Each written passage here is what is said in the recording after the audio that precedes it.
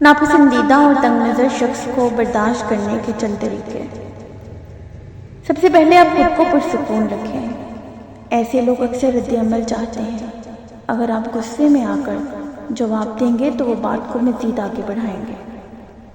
ایک گہرا سانس لیں اور نرم لہجے میں بات کریں، یا پھر بہتر ہے کہ آپ خاموش رہیں۔ کچھ چیزوں میں آپ اپنی حد مقرر کریں۔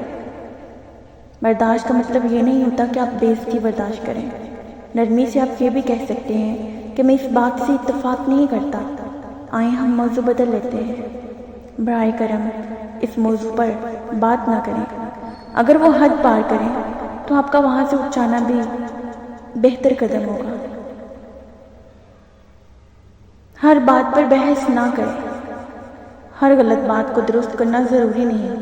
اپنی توانائی صرف ان باتوں پر استعمال کریں جہاں خاموش رہنا ناانصافی کے برابر ہو۔